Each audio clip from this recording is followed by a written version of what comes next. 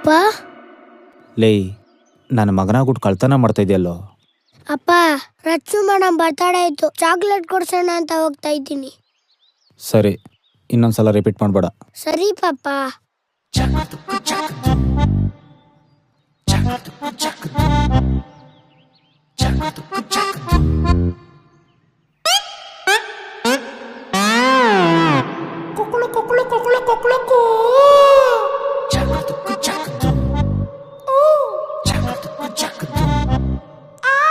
ನಮ್ಮ ಅಪ್ಪನ ಗುಟ್ಟಿ ಕಳ್ತನ ಮಾಡ್ತೀಯಲ್ಲ, ನನ್ನ ಮಾನ ಮರ್ಯಾದೆ ಎಲ್ಲ ತೆಗೆದು ಬಿಟ್ಟೆ. ಕರ್ಮ. ರಾಜಾ, ಮಮ್ಮಿಗೆ ಹೇಳ್ಬೇಡ. 250 250. ಹಂಗಾದ್ರೆ